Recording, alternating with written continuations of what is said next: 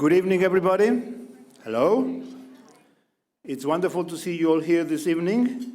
Thank you very much for joining us on this auspicious, happy day to celebrate the 50th anniversary of the foundation of the Center for Latin American Studies, otherwise known as CLAS. My name is Rodolfo Dirzo, and I'm a professor in the biology department, and I have the special honor of serving as director of the Center for Latin American Studies. This evening, I will be serving you as your MC, or as they say in this country, I will be MCing this event.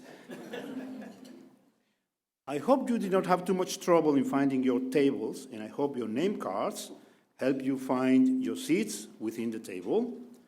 Your name cards are very important, but they're very important for us because they will help us identify your position in the food chain, whether you are an omnivore or a herbivore. I myself, I am a vegetarian, so my card is really very important.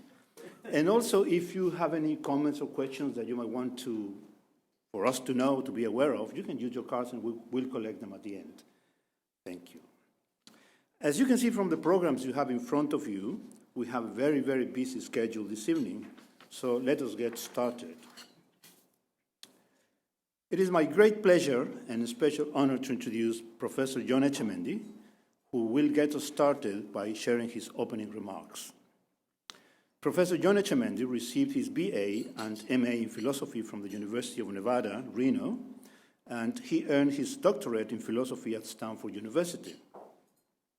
After completing his doctorate, he was on the faculty at Princeton University for 2 years before returning to the Department of Philosophy at Stanford in 1983, and has been a faculty member in the Department of Philosophy ever since. He's a remarkable scholar in the field of logic and a recipient of many awards for his excellence in teaching. Professor Etchemendy has served as director of the Center for the Study of Language and Information and as Associate Dean of the Humanities. In year 2000, Professor Etchemendy became Provost of the university, a position that he still holds to this day, making him Stanford's longest-serving provost.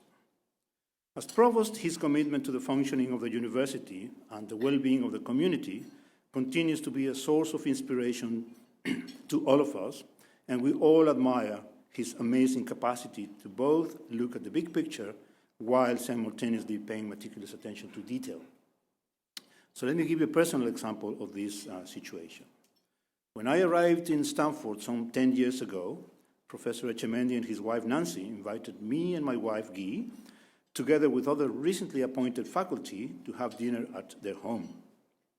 Evidently, thinking on a broader scale, he had a vision for quickly engaging his new appointed faculty in building a sense of community and integration with established faculty, and he made sure that we all felt comfortable and welcome and invested in the Stanford community right from the get-go.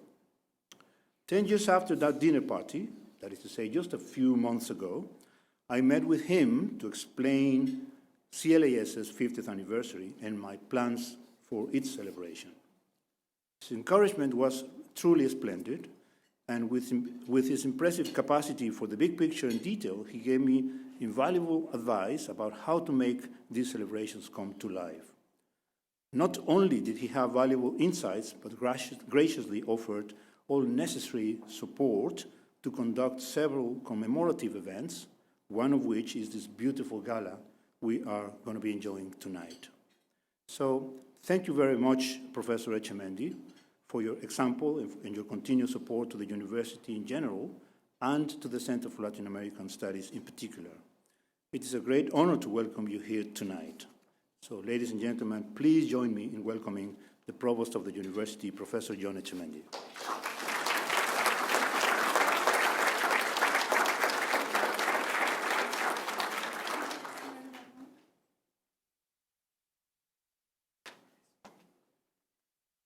It always worries me when the introduction is longer than my planned talk, but thank you, Rodolfo, for those very, very kind remarks and for inviting me here this evening to join you in this wonderful celebration.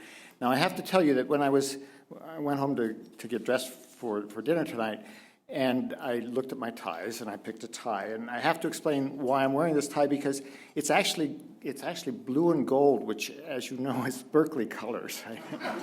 So I try to avoid these colors normally. But where I got this tie, this is the second time I've worn this tie in my life and its life. I was traveling in Peru with a Stanford Travel Studies group, and we were in northern Peru, in a little town, and we got a call and said the whole group was being invited to the presidential palace tomorrow night. Now, I don't know about you, but you probably all take suits along with you when you travel. I travel with jeans and T-shirts, right?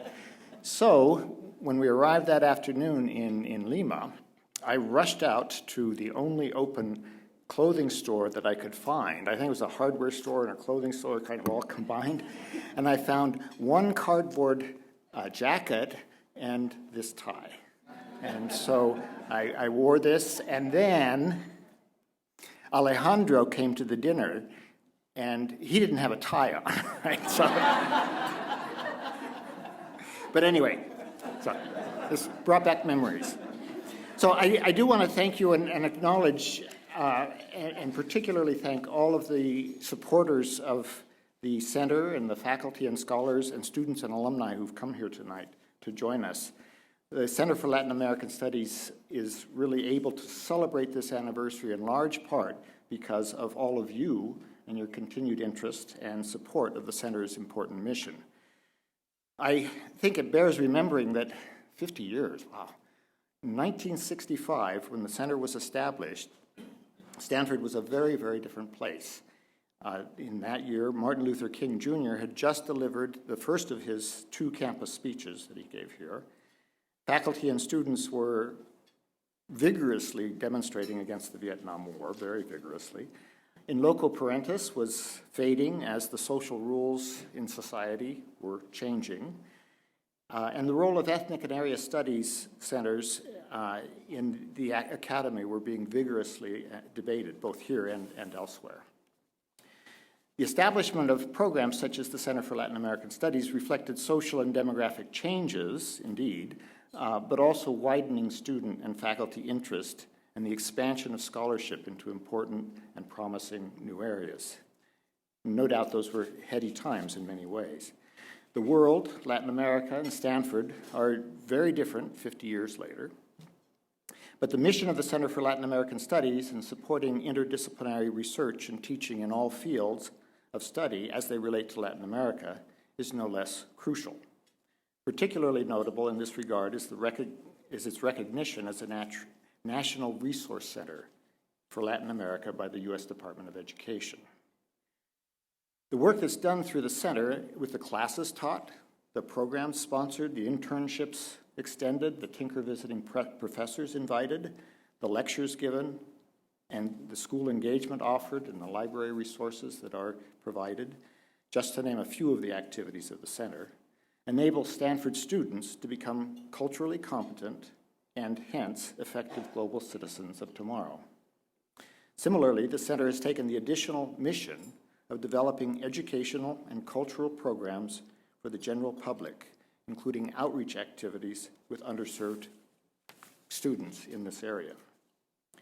Now, our students must be given the opportunity to study other countries, regions, and cultures, to ask such questions as, how do different social and governmental structures evolve?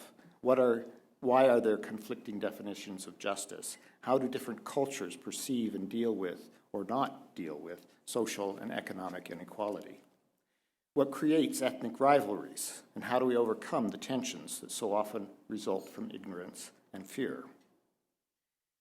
Students' critical thinking skills gained while studying these sorts of things, when they see the world through the eyes of people from different cultures and regions, as the Center for Latin American Studies allows them to do, they bring these critical thinking skills to whatever field they then pursue, whether it's public service, business, education, law, healthcare, or something else.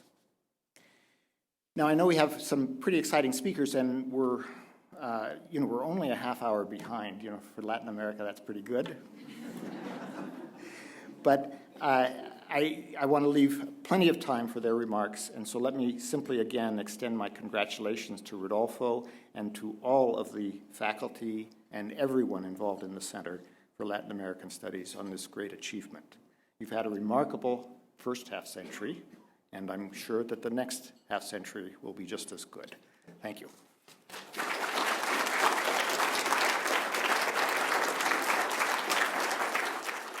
Thank you very much. Now I want to introduce our next speaker, Professor Norman Naimark. Professor Norman Naimark is the Sakurako and William Fisher Family Director of the Stanford Global Studies Division. Professor Naimark is also the Robert and Florence MacDonald Professor of East European Studies. He's an expert on modern East European, Balkan, and Russian history. His research examines the history of genocide in the 20th century and the post-war Soviet policy in Europe. For his excellence in teaching, he has received several awards within the university. In addition to his scholarly work, his service to the university is tireless and impressive. As I said, he's currently the director of SGS, Stanford Global Studies, and he has been the director of the Bing Overseas Studies program, and he also was chair of Stanford's Department of History. As director of the Center for Latin American Studies, I have had the distinct pleasure and honor of working with him directly as CLAS operates under the umbrella of the SES division that he directs. During the years that we have worked together, I have found nothing but consistent, effective, and friendly guidance and support to move Latin American studies forward. CLAS is in debt with Professor Naimark, and I am privileged to have such a wonderful person as director of our division. I would like to invite Professor Naimark to the podium and ask him to please share some comments on this special occasion. Thank you.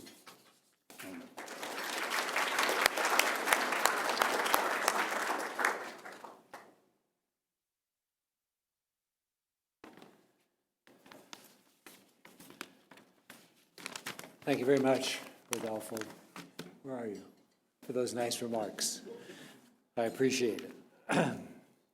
It's a real pleasure to be here tonight with all of you to help celebrate the 50th anniversary of the Center for Latin American Studies. And it's great to see so many friends and colleagues, distinguished Latin Americanists, all, as well as former directors of the Center, and to see us all gathered today here to celebrate this institution, its past, its present, and its future.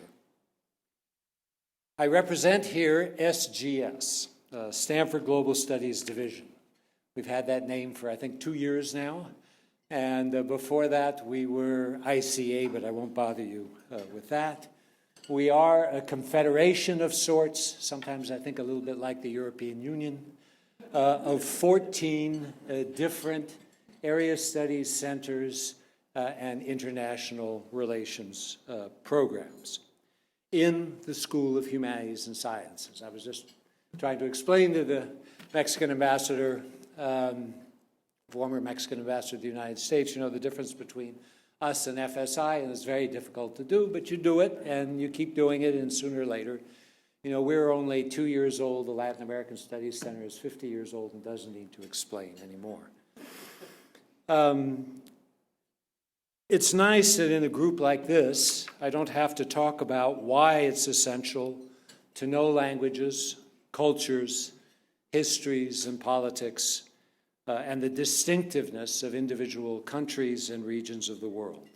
Not just for the sake of the knowledge of those countries itself, but the way that knowledge then feeds back into our disciplines and helps us understand the world as a whole.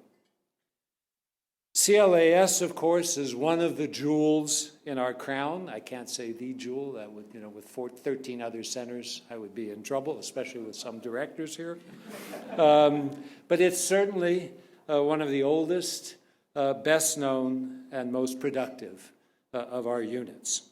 It also has its own lovely home, as you all know, Bolivar House, which has been a piece of Latin America on campus for even more than the 50 years.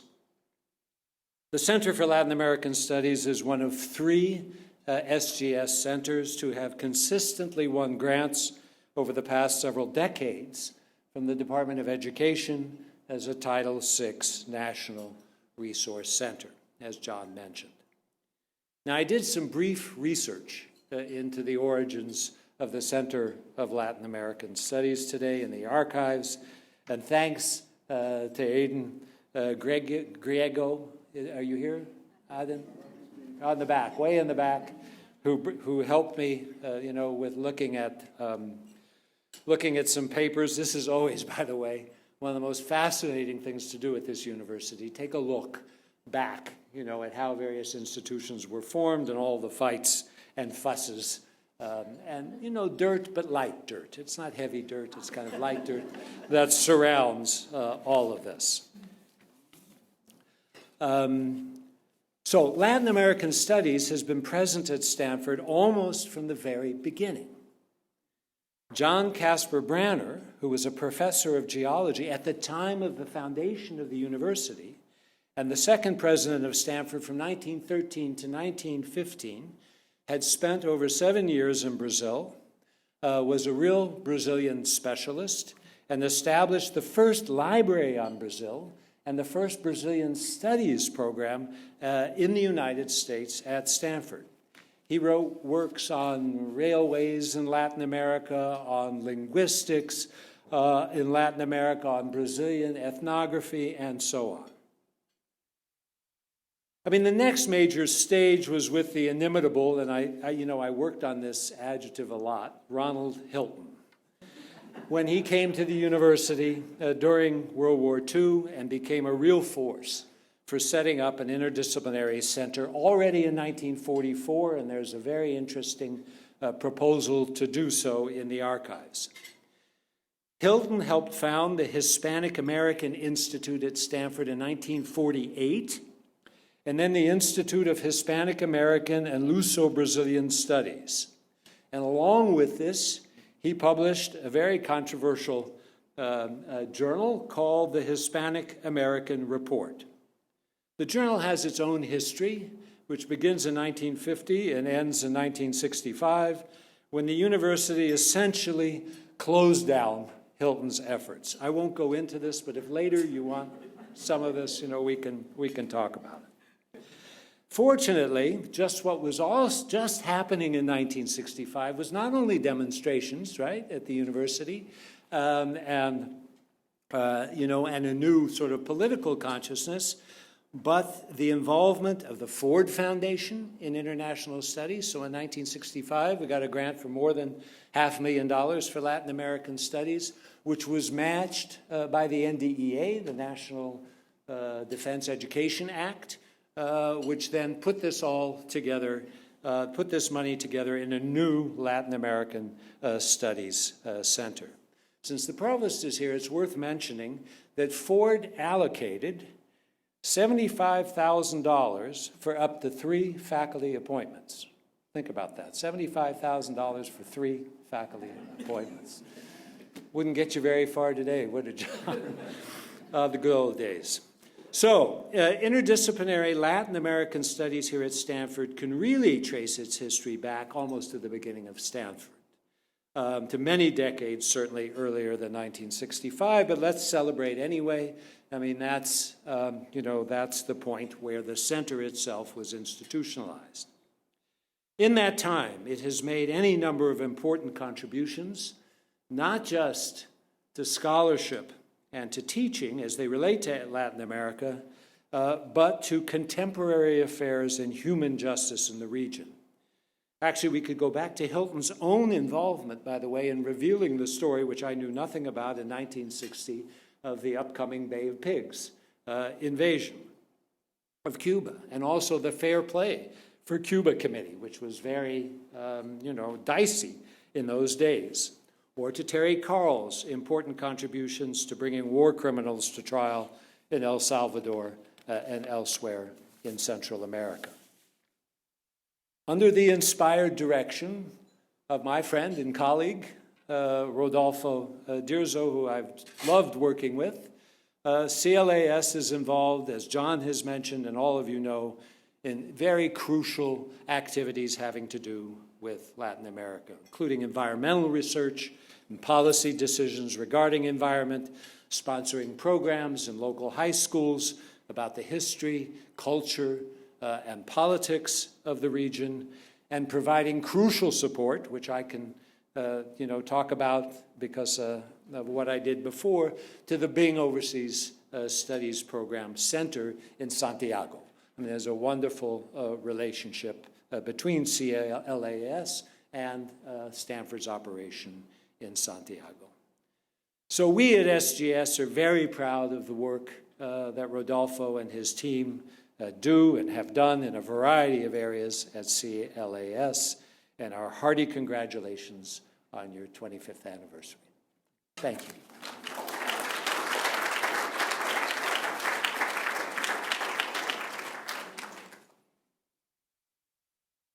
Thank you so very much, Norma, for such wonderful words. And thank you, John, for your words, too.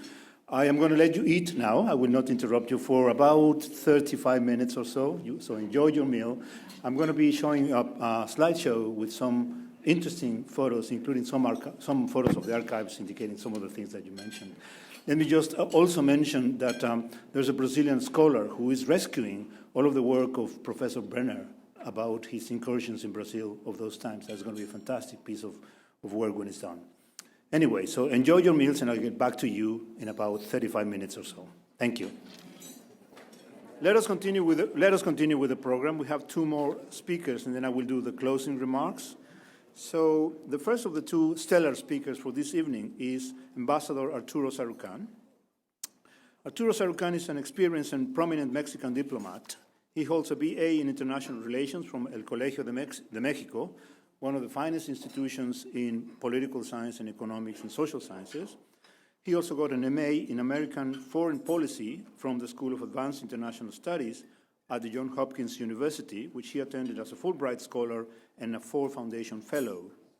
Before joining the Foreign Service, Ambassador Sarukhan served as Executive Director of the Non-Governmental Bilateral Commission on the Future of United States-Mexican Relations. Arturo is an international strategic consultant based in Washington and a distinguished diplomat in residence at the Woodrow Wilson Center for International Scholars. He has been a senior fellow at the Brookings Institution, and he's a distinguished visiting professor at the Annenberg Center for Public Diplomacy at the University of Southern California. As a diplomat, he has served as a Consul General of Mexico at New York City, as Chief of Staff for Policy Planning and Assistant Secretary for Inter-American Affairs in Mexico's Foreign Ministry.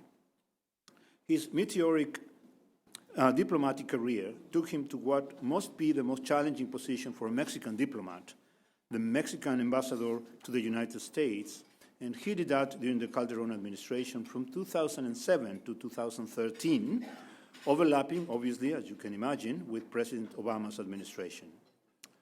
During his tenure as ambassador, he developed an extensive network of relationships with U.S. government officials in the administration and Congress, as well as at the state and local levels. Ambassador Sarukhan also oversaw Mexico's entry into the Trans-Pacific Partnership negotiations and was named Dean of the Group of Latin American Ambassadors to the U.S. Arturo and I go back a long way, as his father, Professor José Sarukhan, the most prominent ecologist of Mexico and Latin America, has been my mentor and is a close collaborator and colleague of several Stanford faculty, including Professor Halmuni, who is here. Interestingly, Arturo's father has been a visiting professor at Stanford's biology department and a Tinker professor at the Center for Latin American Studies. So as you see, our connections with Ambassador Sarukhan and the Sarukhan family are multiple and strong.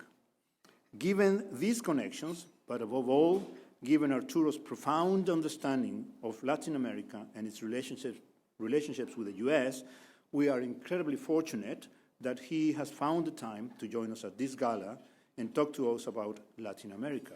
So please join me in welcoming Ambassador Arturo Sarukhan.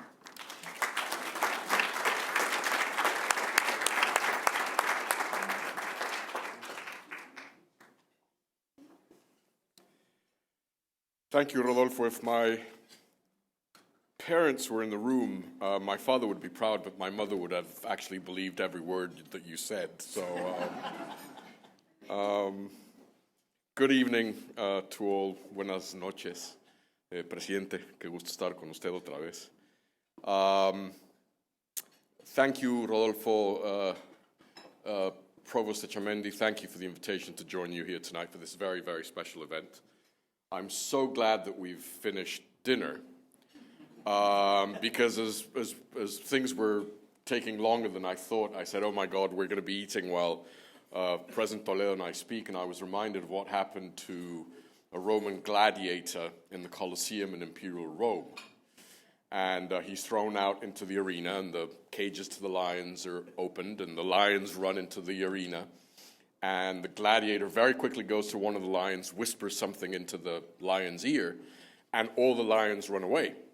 And obviously the emperor, extremely vexed that the entertainment for the day has disappeared, summons the gladiator to the imperial box and demands to know what the gladiator told the lions. And the gladiator looks at the emperor and said, well, I told them that there would be speeches with their food. So I'm very glad that we're done so that we can wrap this up relatively quickly.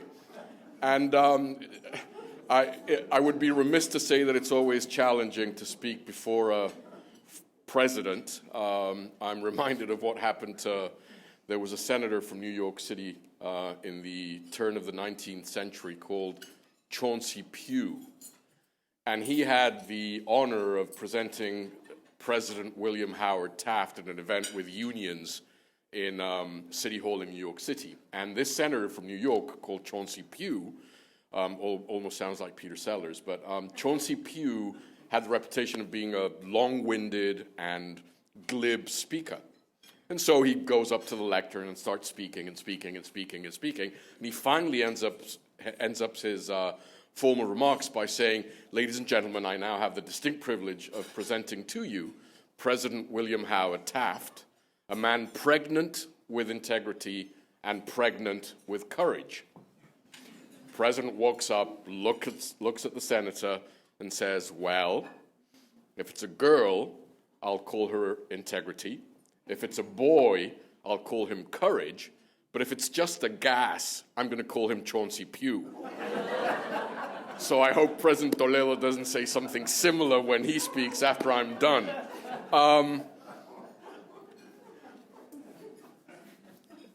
Many, many years ago, and his name was being invoked here at the table, Time magazine, in one of the first important interviews after the Bay of Pigs, asked Fidel Castro, when did he think that the dynamics of inter-American relations would change? And Castro said, things in Latin America will only change when there's an African-American president in the US and there's a pope from Latin America. We have an African-American president and we have a pope from Latin America who happens to be in New York City today. And the question is, has the dynamic in the Americas dramatically changed from when Castro was asked this and what we see going on today? Obviously, the question is yes, a lot of things have changed. But in many ways, it's still sort of like a Dickensian tale of two cities. It's the best of times and it's the worst of times.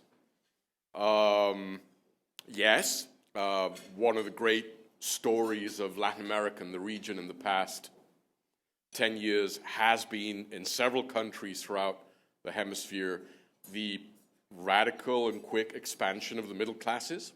Some countries are increasingly becoming middle-income nations. But at the same time, Latin America still is the most unequal region on the face of the earth.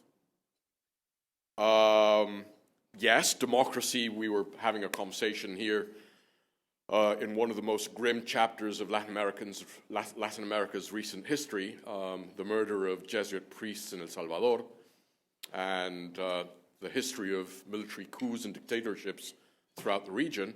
And certainly if you look at the hemisphere today, you can probably say that with a few exceptions, democracy seems to have made important gains throughout the region.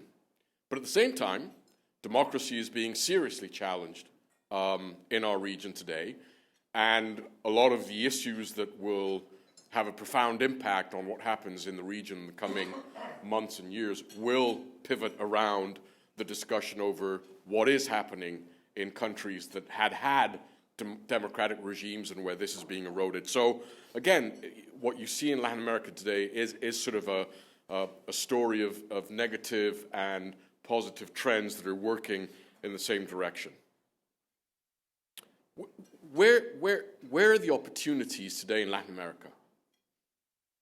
I'd probably start with one that I think has had a profound impact on many of the nations and the economies around the hemisphere. And that's trade. And how trade has changed not only the economic dynamic within certain nations, but also the relationship amongst nations in the hemisphere. In many ways, trade, despite the current patterns of inter-regional trade were triggered by NAFTA now more than 22 years ago. And when NAFTA was approved, there was this whole talk about Latin America inserting itself into globalization. What you really have happening today is that Latin America seems to be moving away from the paradigm of globalization to a paradigm of regionalization. Because what has happened is that this, and I'll use a tongue-in-cheek metaphor, this coalition of the free trade-willing nations in the Americas that have free trade agreements amongst themselves, that have free trade agreements with the United States, is not only changing the economic and social well-being of some of these nations, it's also changing the way these nations understand intra-American relations and their role and their footprint in the global economy. And again here, you see sort of a back and forth between old paradigms and new paradigms. You've got the Mercosur countries, which seem to be articulated around a much older paradigm of what trade and integration looks like. And you've got the Pacific Alliance nations of Mexico, Peru, Chile, and Colombia, three of which are, by the way, participating in the TPP negotiations, which hopefully will wrap up next week in Atlanta, understanding that trade and integration has a very different vector than the one that has brought the Mercosur countries together. But trade has had a very, very powerful impact. As the former Mexican ambassador, you can see it extremely vividly in the U.S.-Mexico relationship. Two countries that today trade $1.4 billion a day of goods. $1.4 billion a day. And when Trump, I tweeted today, he made another series of absurd statements to CNBC, I think, the Canadian National Broadcasting Company, and said, you know, that Canada and Mexico were taking the U.S. to the washer, to the dry cleaners. And I tweeted and I said, yeah, right, you're number one and you're number three trading partners, and you're number one and you're number two buyers of exports. So what has happened with trade is a very profound and very important story that is changing the dynamics in the region. Energy. Energy is another huge vector of change in the region, not only because of what has happened with unconventional and conventional resources in North America, basically shale, but also what's happening with renewables, wind and solar. And what's at stake here could be one of the most important geopolitical shifts that the international system has seen since the end of the Cold War. Because just imagine what happens if Mexico's structural reforms linked to energy, along with what has happened with shale and renewables in Canada and the United States, deliver a North America that has a paradigm of energy efficiency, energy independence, and energy security. Talk about a geopolitical tectonic shift. That is one, and it would be at the heart of this hemisphere. So energy is certainly, but it's not only in North America. You see the potential in Argentina. You see the potential, despite the challenges, in Petrobras. You see it in Brazil. You see it potentially in Colombia and in Peru. So a very important driver of opportunity and change. Demographics, societal trends, the expansion of middle classes in countries like Peru, like Mexico, like Brazil, like Colombia. A very important shift, one that is certainly being challenged by the downturn in commodities and commodity exports because of what has happened with the Chinese appetite, especially in South America. But certainly there has been a very important socio-demographic change. Countries like Mexico, countries like Brazil, probably with the generations of Brazilians and Mexicans better trained, better educated that we have seen in our history. Peace. We have a messy hemisphere, but when you look at Eastern Europe, when you look at the Middle East, when you look at Northern Africa, and when you see the potential for miscalculation in the South China Seas, Latin America is a region of no intrastate conflict. There are issues within nations. Hopefully one of the long-lasting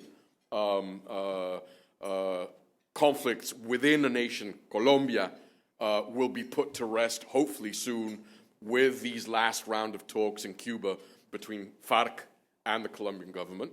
But if you look at the hemisphere, it's relatively peaceful. It's a nuclear-free hemisphere, thanks to the Tratado Tlatelolco. So very important differences and opportunities here too. Challenges. Top of the list, human insecurity. This region is facing one of the most pressing challenges in terms of the ability of the nations to deliver security to its citizens.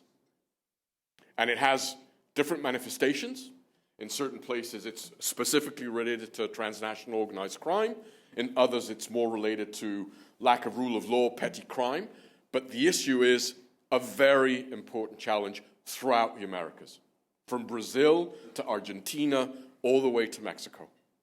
And how the countries in the hemisphere take on this issue will have a very, very profound impact on the well-being, the security, and the prosperity of nations throughout the Americas. Intimately linked to this issue, and the one issue that no country in the Americas today, it's like the one pig that you can't put lipstick on, and it's called endemic corruption. And it's prevalent throughout the Americas, in my country, but in many other countries. You're seeing it in Brazil, you're seeing it in Mexico, you're seeing it in so many places.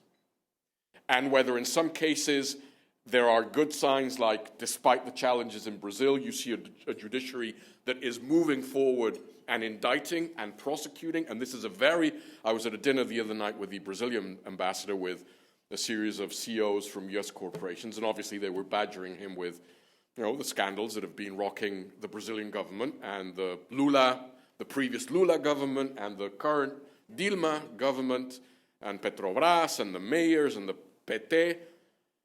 And I've been a big critic of Brazil and Brazil's outlook in the hemisphere and of Brazil's foreign policy. But I had to jump in and rescue the ambassador and say, whoa, hold a minute, because despite the challenges that you see in Brazil, what would I give in Mexico to see a judiciary that is moving forward to prosecute, to indict, to jail? And this is one of the issues that is so heartfelt throughout many countries in the hemisphere. Look at what has just happened in Guatemala. So human security, and very closely tied to this, the issue of endemic corruption. A third component of my worry list is liberal democracy being corroded. And what do I mean by liberal democracy? And Frank Fukuyama, who's somewhere, there he is. He has written eloquently about this issue. I'm not going to share with you a gospel that he knows much better than I do and that he has researched closely. But what's happening in places like Venezuela today, or even in places like Argentina, isn't an ideological battle between left and right. What's happening is liberal democracy is being corroded. And what do I mean by this? Democracy is about who obtains power, who wins the ballot box, and whether those elections are relatively free and fair and just. But the liberal component of liberal democracy is the checks and balances on who obtains that power, whether there's a free press, whether the legislative branch of government provides checks and balances to the executive. And these, whether there's a free press, whether there's civil society that is vocal, that can express its rights and demonstrate on the streets, and what you're seeing in places like Venezuela is the complete corrosion of these checks and balances. The arrest of Leopoldo López should be a huge red flag going up on the radar of Latin American nations. And this issue, and a challenge which is no different in Latin America than it is in the United States, or in Europe, or in Israel, which is that traditional parties, political parties, are no longer providing conveyor belts between citizens and public policy. There is a very serious deterioration of political parties and of politics as usual in providing citizens with an input into public policy. And you're seeing it again, you saw it in Brazil during the summer of 2014, right before the World Cup. You're starting to see some of that in Mexico. You've certainly seen it in Chile with some of the student movements. But again, it's not a typical Latin American phenomena. In this country, in many ways, Trump and Bernie Sanders are two manifestations of that. And if you want me to be a bit more extreme, then I'd say the Tea Party and Occupy Wall Street are two additional demonstrations of how the Democratic and the Republican Party are failing to connect with constituents, with voters. And that is becoming a very severe challenge across the Americas. Climate change. We have in the Americas, and Hal Mooney and Rodolfo Dirzo, I think Rodolfo is the person who's known me in this room since I was wearing shorts, and I was a pre-adolescent pain in the ass for my parents. We have in the Americas the cluster of some of the most biodiverse and mega-diverse countries on the face of the earth. This is an opportunity, but it's also a huge challenge because of what we're seeing with climate change and deterioration, which will have a profound national security, regional security impact, because it will generate and it will trigger migrations, and it will have profound economic and agricultural dislocations in many of the countries around the region. And then finally, the last issue that I would put on my list of sort of to watch issues is migrant flows, whether they are triggered by violence in the suburbs of San Pedro Sula in Honduras, or whether they're triggered by campesinos from the northern part of Guatemala moving through Mexico on their way to the United States.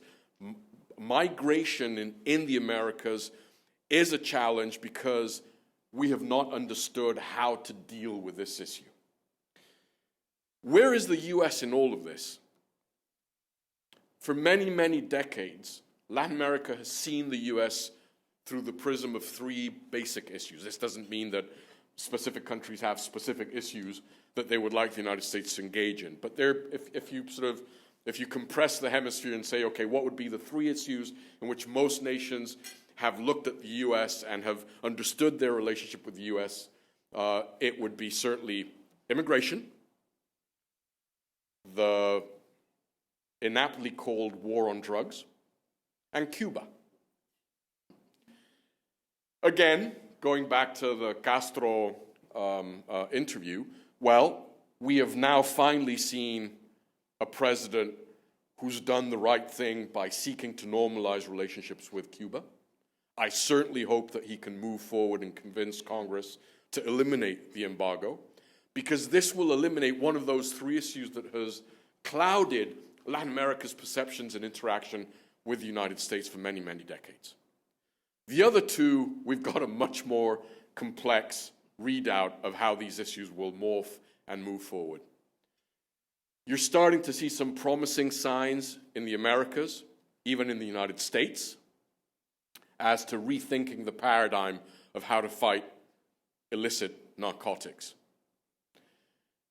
Einstein, well, they say that Einstein said it, though it's not clear that he actually said it, but let's say that Einstein said that the definition of madness was doing something over and over and over again and expecting different results.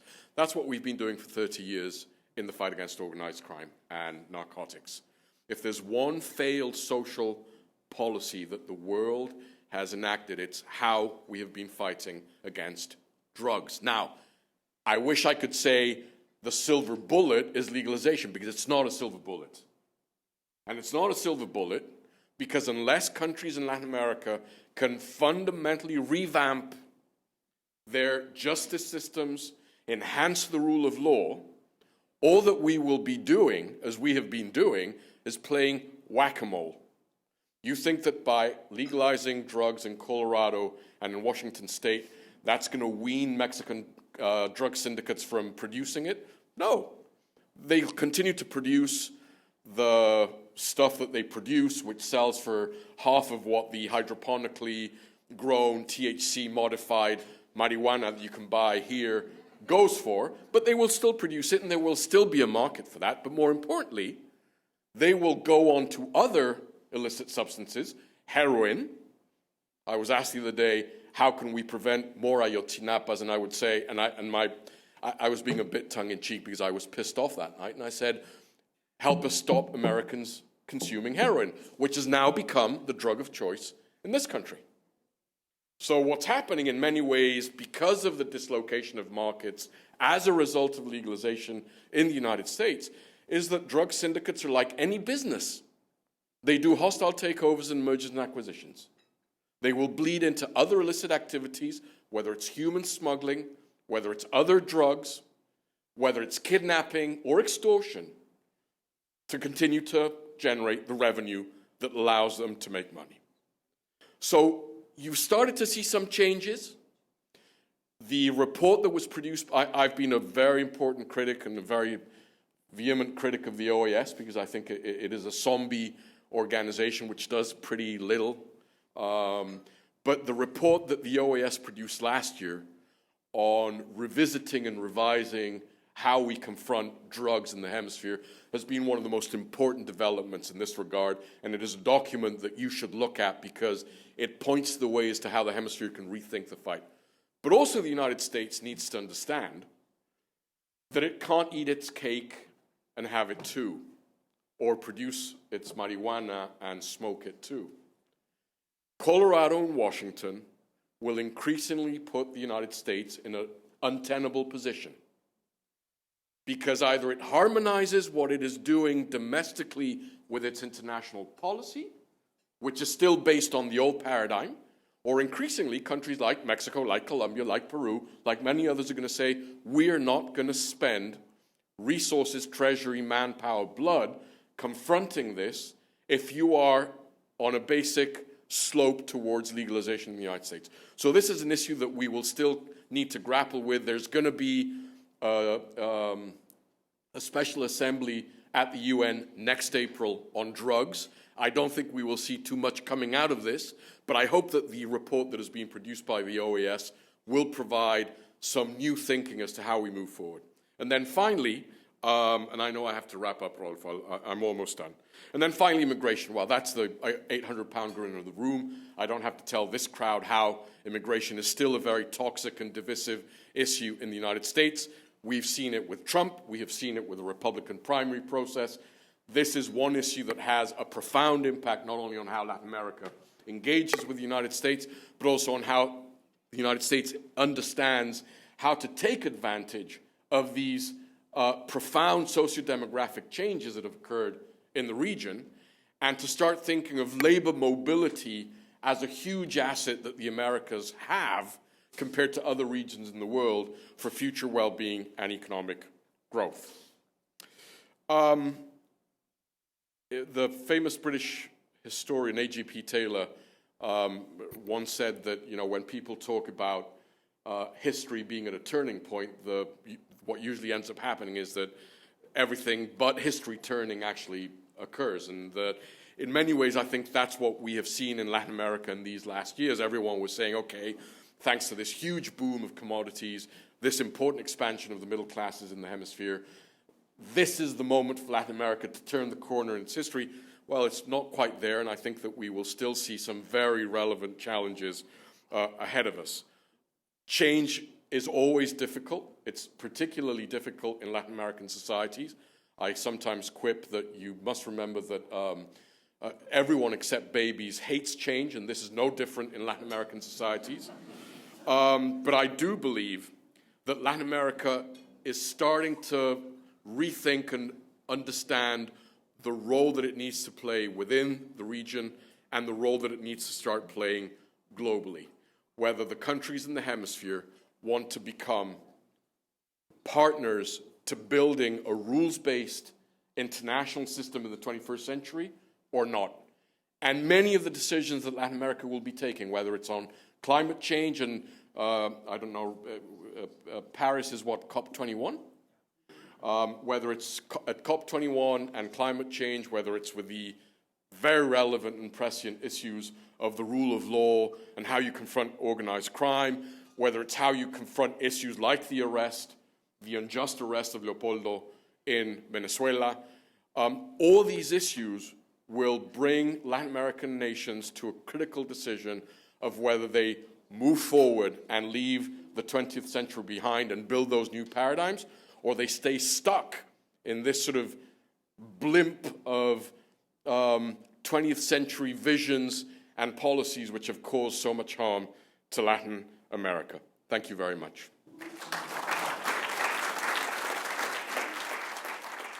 Okay, let me move on to introduce our last speaker, and then he will be talking for about 25 minutes, and then I will come up and do a wrap-up after that. And this is Alejandro Toledo that I want to introduce to you. Alejandro Toledo was born in Cabana, a small and remote village in the Peruvian Andes, where he grew up under very difficult conditions, yet he was able to overcome what undoubtedly were formidable challenges. He persevered and eventually managed to come to the U.S., where he pursued his higher education. Alejandro Toledo received a BA in Economics and Business Administration from the University of San Francisco, and he obtained an MA in Economics and a Master's and PhD in the School of Education at Stanford University. As part of his academic career, Dr. Toledo has been a professor at ESAN, one of the leading business schools in Peru, and he was the director of that school as well. Dr. Toledo has been a visiting scholar at the Institute for International Development at Harvard University and a research associate at Waseda University in Tokyo. As you all know, Dr. Toledo was elected president of Peru in 2001. After finishing his term as president, Alejandro returned to Stanford for several years, where he was a distinguished fellow at the Center for Advanced Study in Behavioral Sciences and also distinguished visiting lecturer at the Fremont Spogli Institute, FSI. Alejandro Toledo has published on policy-oriented academic issues in the fields of economic growth, inclusiveness, and democracy, and he has published a very recent book that he actually presented in this university just a few months ago. The Center for Latin American Studies is really very fortunate that on the last time he was at Stanford as a visiting scholar, he became a close friend and collaborator of CLAS, so he knows the university and CLAS very well. As a stellar Stanford alumnus and a close friend of CLAS, it is just appropriate that he should join us this evening to celebrate CLAS' 50th anniversary. We are very honored and very happy to welcome President Alejandro Toledo. Please.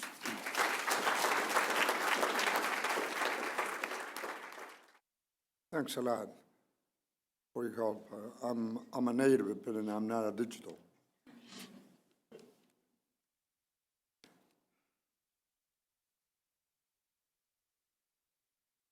Eliana and I was the woman of my life.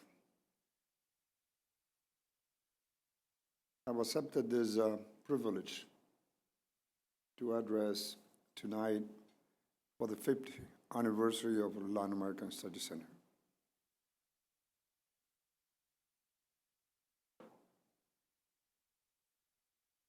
I know there are several directors who went through. I remember meeting Dr. Johnson, John Johnson, John Worth, Herbert Klein, Richard Fagan, Terry Carroll,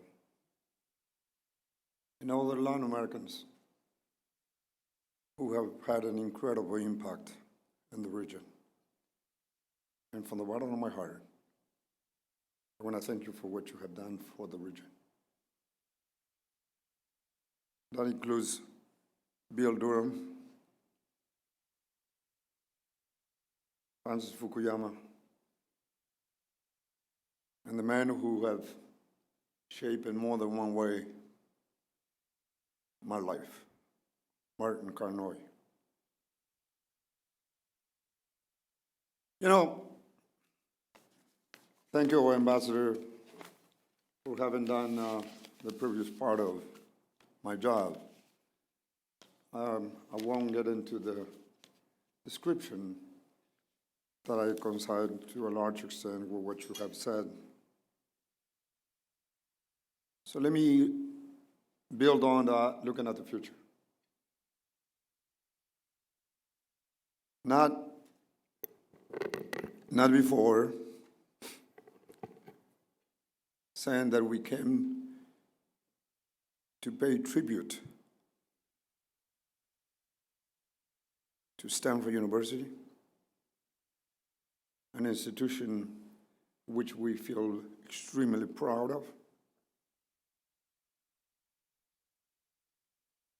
Please, Provost Etchemendy, transmit to the Stanford community how much gratitude and gratefulness we are for what you have done. It's not your fault that I lost my mind and went from academia to politics, but nowhere is perfect.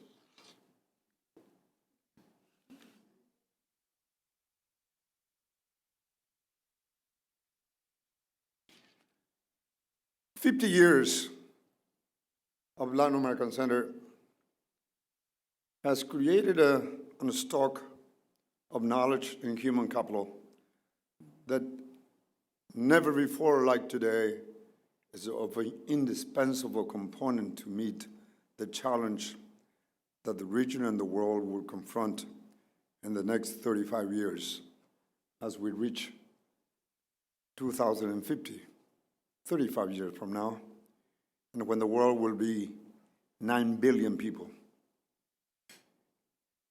and will confront different challenges than the ones that Ambassador Arturo has described. I'm here to look at the future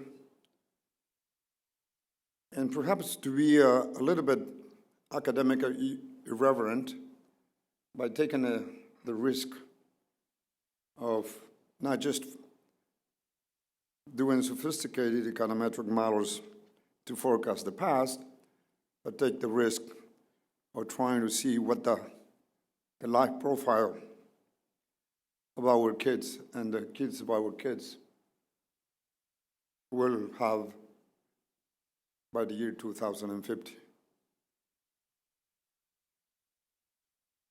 Never before Latin American has had in his hand the enormous opportunity to be the most promising continent of the world, the most promising continent in the world by the year 2050. I won't see it. You guys will. And to a large extent, this opportunity has been shaped by the contribution of a lot of people from Latin America, from the States, from Europe, who have worked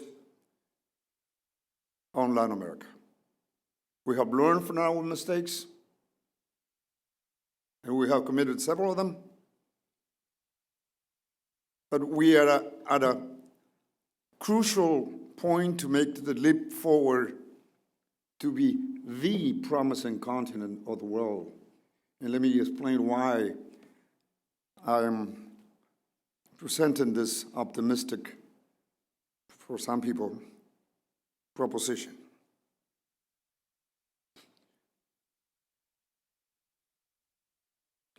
Investment in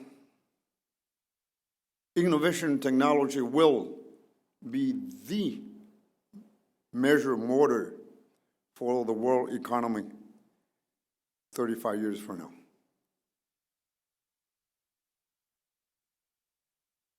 Today, the wars in the world is about oil or religion fanaticism, ISIS.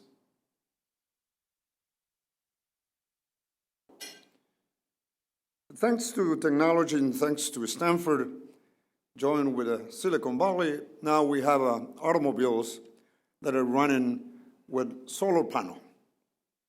So those countries who have oil will have to drink their oil because the demand has dropped considerably.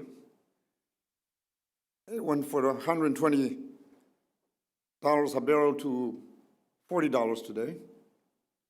And the demand will be much less in the future.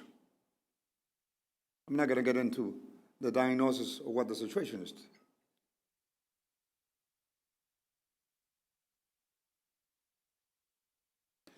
Our kids will confront different challenges, however.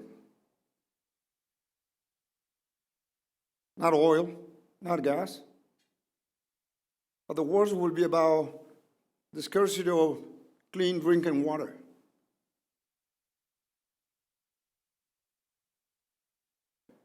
Our children will confront the challenge of food security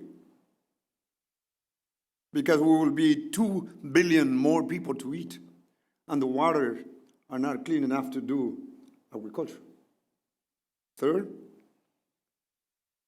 our children will have to confront the issues of the adverse consequence of climate change.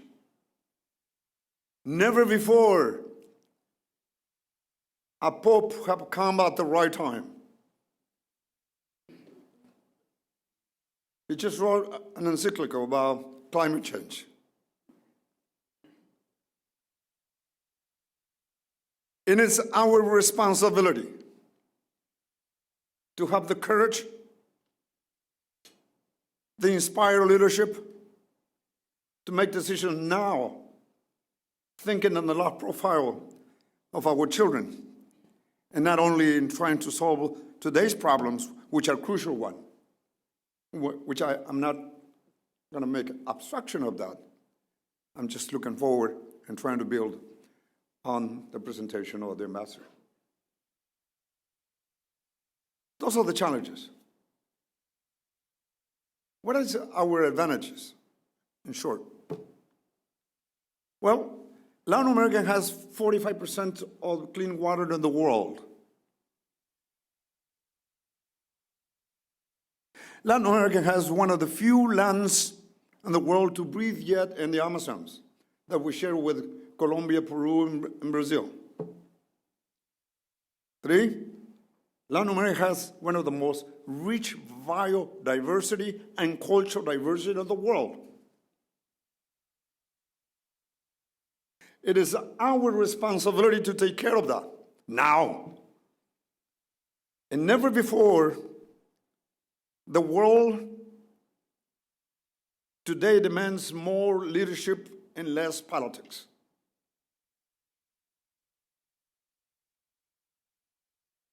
It's not about the next election in the United States or in Peru or in Latin America. The issue is about not the next election, but rather about the next generations. How many have said this? I'm trying to be short, mi querido Rodolfo. We confront a monumental challenges for this to be a reality. Number one, we need to break away from the vulnerability of depending on commodity prices that we do not determine in the international market. It's dangerous. It's vulnerable. Gold, silver, copper, oil, fish meal, they are finite. Investing in the minds of our people is not finite unless they kill you. We need to diversify the economy and make the jump from a commodity prices economy into a knowledge economy. And that means beginning with the first. We need to kill early malnutrition. We need to have the courage to invest more in health care and quality of education, beginning with the poorest of the poorest, to trying to eliminate social exclusion and make men and women free. Education is freedom. I am free thanks to education. And you know where I'm coming from. I'm free thanks to education. Yes, I'm the result of a statistical error, yes, but I'm gonna squeeze that statistical error like nobody's business. But we don't need to wait for another statistical error to take place in an error margin in the world of probabilities. Poor people are demanding the right to be included, to be free through quality of education. I've chosen to have the privilege to speak to you tonight because I decided, because I'm free. And there are millions of men and women of different skin color and of different birthplaces who are waiting to be free. So one of the challenges is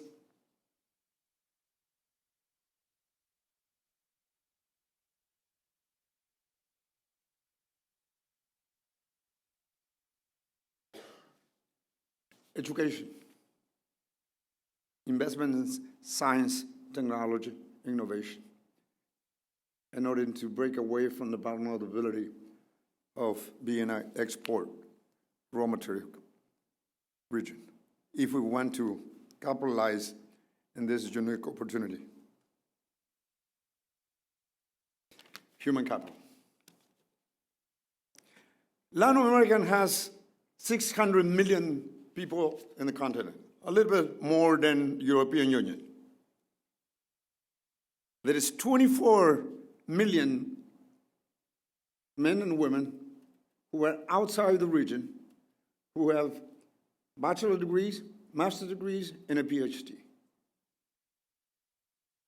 Only if we have state policies to recuperate up those minds and to invest in education, science, technology, innovation, we can be free from exogenous factors that we do not control.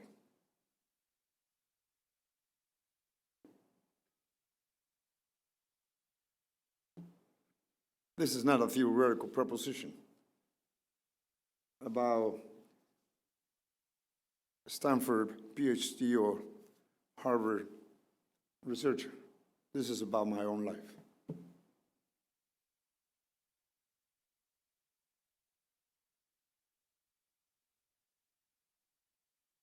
Here we go. I'm not going to do the whole smear of the PowerPoint. This will be the last slide. Friends, in the short run, we have no option but to continue trying to export raw material in the short run. But as a part of the strategy, to get foreign exchange, to invest in the minds of our people, nutrition, healthcare, education, science, technology. Diversify the composition of growth, given the normal biodiversity. We have 15 different climates. We can produce all the products all the year around. And some of the products we can harvest twice a year, such as asparagus. I buy it over here at Stanford Shopping Center, Peruvian asparagus. And we're selling to Japan, Peruvian mangoes and grapes. And that's labor intensive. And if we provide some aggregate value, we will depend less on raw material. In the short run, we need to obtain a sustained and sustainable economic growth.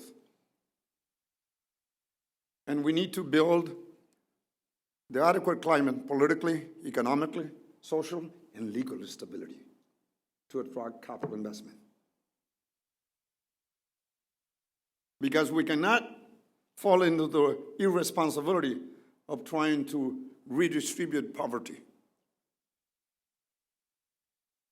The first time I went to China was in 1975. After 2 weeks I left China. I left with the conclusion that in China, poverty was very equally distributed. I don't think that's the name of the game when I'm looking at the future. Sustainable. Sustained and sustainable economic growth based on human capital. We can use the resources as a means on the short term, but in the medium and long run, we need to be free. Now, how do we do this, all this in democracy? Democracy becomes an empty word if it doesn't have two crucial components, in my view.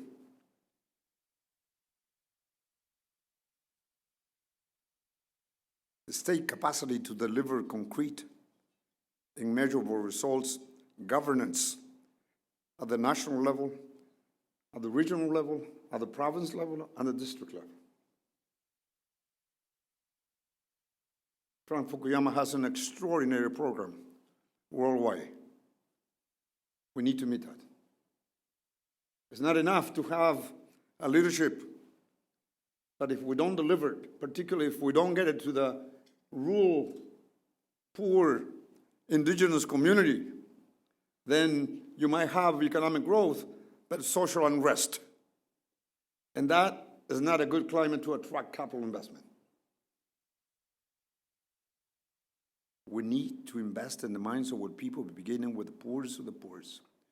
Technology has helped. I'm carrying 5 iPhones. You know what? Thanks to Mark Zuckerberg and Google and Yahoo and WhatsApp and Facebook, the poor today are less patient to continue to be poor.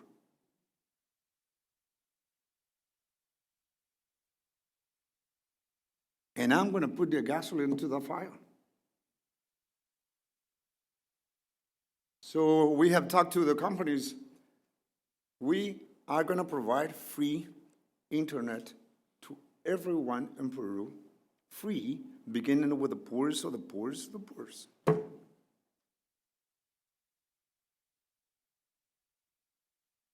We have learned a lot.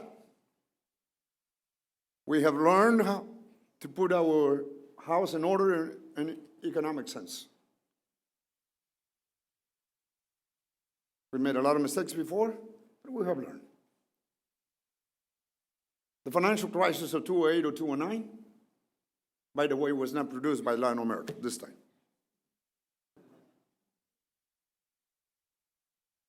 We paid part of the tab, yes. 6 million people did not come out of poverty. But we recuperated in a year and a half. We recuperated much faster than the United States, with all due respect, and much faster than the European Union. That we have learned. What we have not yet been able is to build strong democratic institutions that are accountable to the citizens that we govern. Strong democratic institution, governance, in the capacity to deliver. My friends, democracy could become an empty word if we don't reduce inequality, if we don't kill poverty, if we don't make our people free. A democracy that delivers. This requires courage, inspired leadership that goes beyond the short term. With all due respect, the world is not only suffering from a financial crisis, the world is facing a challenge of the lack of the leadership worldwide. And I'm referring specifically about the issue of climate change. We already had a Kyoto Protocol meeting. We had the Copenhagen. We had a Peru last year. We have now in Paris. And we have not yet been able to get an agreement to make concrete decisions to prevent the adverse impacts of climate change for our children 35 years from now.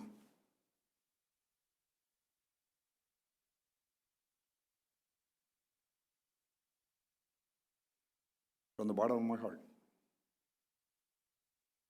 I want to pay tribute to Latin American Study Center for this 50th anniversary. Thank those who made a decision to finally appoint a Latin American professor to direct the center, but also has captured the accumulated knowledge of a lot of people who are not from Latin America, but are Latin Americanists, who have given a lot of the time.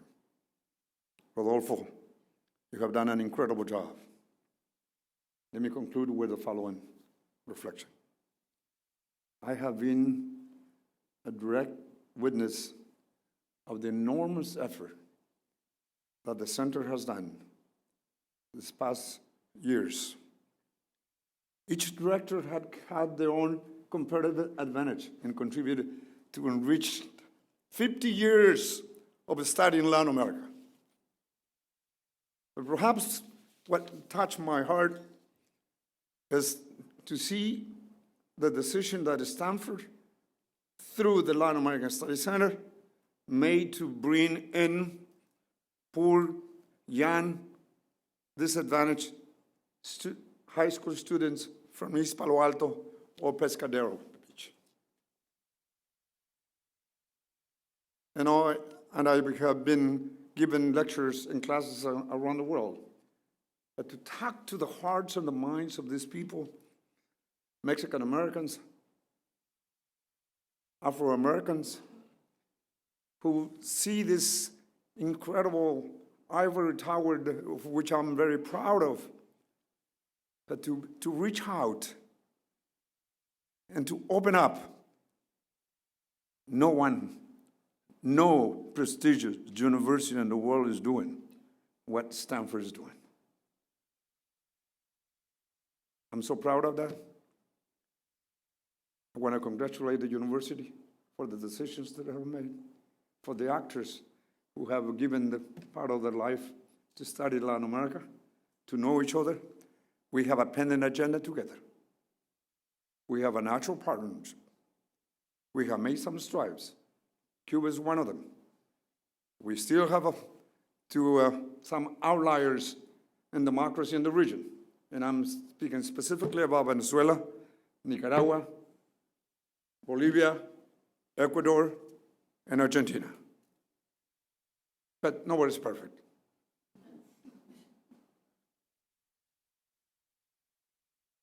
Democracy could be debilitated, Ambassador, because we do not have been able to reduce significantly the levels of inequality.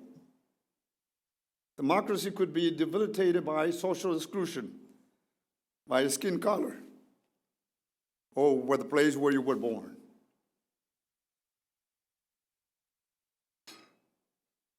God bless the first higher institution in the world, Stanford University. Thank you very much, Rodolfo, for inviting me.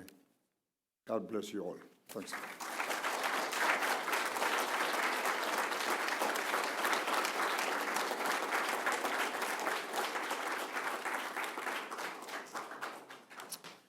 Thank you very much, Alejandro. I I'm going to make my closing remarks, but let me warn you, I prepared something that is about 9 minutes, so I hope that is not too much for you. My apologies. Let me try and go really very quickly through this. So today marks a very special day for CLAS, and needless to say, it is a very special day for me too. And naturally, at a time like this, there are a myriad of things to say that come to mind. But I will only take a few minutes of your time to emphasize some elements that revolve around two key concepts in my remarks: thankfulness and community of learning. Those are my two key words tonight. There is indeed too much to be thankful for if we consider that only half a century ago, a small but forward-looking group of faculty had the clarity and vision to anticipate the profound importance of having a center for the study and appreciation of Latin America. Thus, resting their hopes and aspirations on a bedrock of learned and scholarly reflection, the CLAS founding fathers established a conceptual, theoretical, and operational framework to cast the newly christened vessel, the Center for Latin American Studies, into the waiting seas of knowledge and global understanding. It was these pioneering Latin Americanists, in conjunction with the leading authorities of Stanford University, who first managed to establish the financial baseline necessary to make the structure of this new ship truly seaworthy. And though the ship's beginnings were modest, the tiny barge soon became a strong frigate on a course that was true, promising, and exciting. Not only was the bearing point pointing towards new horizons, but what started as a simple wooden structure became a sturdy hull capable of withstanding the battering of unsurmountable storms and drive steadfast into the future, ultimately becoming a flagship for education and learning, now dubbed as a natural resource center for Latin American studies in the United States.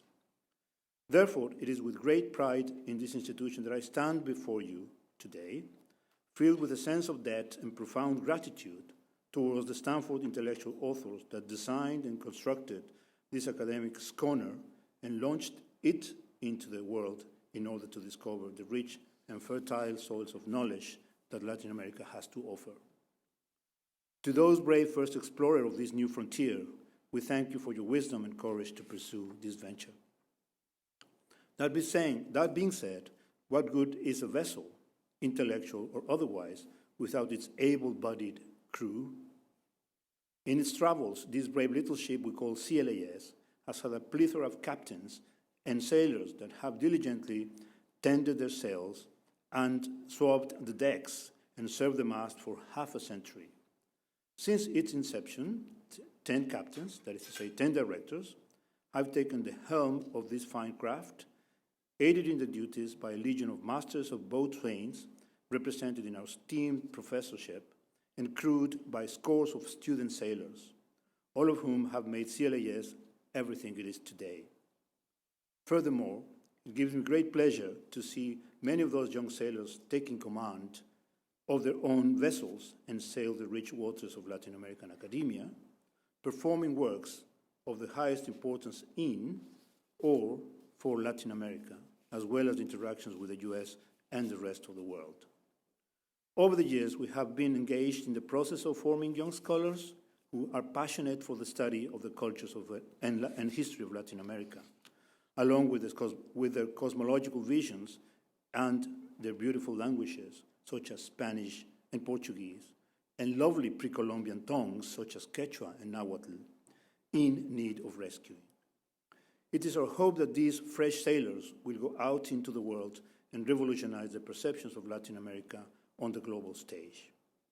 Once again, I would like to reiterate my gratitude and admiration for the young sailors that have chosen to sail under our flag, and I take great pleasure in saluting some of our more distant but pleasantly unexpected recruits, students that have joined our ship from all corners of the world, not only Latin America and the US, but from India, China, and Korea, to name but a few. This wonderful diversity serves as an important reminder about the need to shape our academic institutions towards an ever more international and interconnected world. As director, it gives me great joy to see that CLAS has fervently committed to such a task. Another ideal that which we steer the course of our CLAS ship is our penchant and disseminating the knowledge that we, as an academic community, offer to the general public. Ours is a merchant vessel bringing home the far-off riches of intellectual pursuits for the consumption of society at large by means of our many outreach programs, as well as our educational programs for kids from Latin American families, now established for the most part in underserved communities around the Bay Area. As an example of the last, I can mention one of our newest programs. It's called Latina Girls in STEM, geared towards impacting young Latino girls, giving them the tools and the confidence to pursue interest in science, technology, engineering, and mathematics. Similar to the great maritime expeditions of explorers like Magellan, Columbus, Darwin, and countless more, our venture has always benefited from the generosity of progressive thinkers who see and validate the importance of our scholarly works. Tonight, as we celebrate our 50 years of existence as an institution, we give thanks to our esteemed President, Provost, and Deans of Stanford University, as well as our several and more than generous patrons, the individual mentioning of which would take a long time. Nonetheless, let me mention some of them without whom we would not still be standing or sailing here today. We give thanks to the U.S. Department of Education for awarding us the Title VI grant. We give thanks also to the Tinker Foundation, which maintains our Tinker Professorship Program. And we thank the Monica Miller Walsh and Pessoa Trejos Foundations for their contributions to our internship programs, which have helped us send young sailors to the coasts of Brazil and other Latin American countries. We're equally indebted to the Nabucco and Ayacucho Foundation and all the individual donors who have believed in and supported our programs for the last 50 years. I'm glad several of our patrons are here tonight. It is an honor to share this milestone achievement with you. I've talked now at great length about gratitude because I have so much of it. But if you would indulge me, let me just use a few minutes because I would like to emphasize the importance of community, my other keyword. From an intellectual infrastructure standpoint, through its history, CLAS has been essentially a community of learning. Whether we are professors, students, advisors, administrative authorities, and staff, our donors, each of us here tonight are united by our shared love and fascination for this beautiful and mysterious region, as well as our desire to preserve it, illuminate it, and share it with the rest of the world. That is a community that we are all part of, and at its center, the charming and iconic Bolivar House has been a nurturing environment where students, faculty, visitors, and staff can interact and discourse and intellectually stimulate each other in order to bring this shared love, which is Latin America, to higher appreciation and higher standards. However, our goals for this community should not be limited to the confines of that building or even to the physical boundaries of this university. We must strive to enlarge this special community and connect the dots on the map of other academic vessels, such as ours. Much remains to be done in terms of synergizing with other Stanford institutions and similar centers through the country, as well as in Latin America. But inroads are being made. In fact, this coming November will mark a historic gathering of a multitude of captains, that is to say directors, of CLAS ships from all over the US and even from other Latin American countries coming to Stanford to discuss these centers and what we need to do going forward. And my commitment to the advancement of this cause will remain unwavering. Lastly, on a more personal note, I would like to say that it has been my distinct honor and privilege to serve as the first Latin American director for CLAS. And though the combination of a scientist and a Latin American as director is a somewhat unorthodox one, I am very grateful for the warm welcome and support I have received from this community, including the indulgence to infuse the CLAS program with a more heavy scientific emphasis that is perhaps customary. Despite the fact that these were uncharted waters for me and for the center, the crew of this CLAS ship has been a very supportive and helpful one. I would like to conclude by making a special mention and expressing my sincerest debt of gratitude to Peter and Helen Bing for honoring me with an endowed chair position, which allows me the intellectual freedom and financial support to dedicate myself passionately to the pursuit of scientific and cultural developments for Latin America and the world.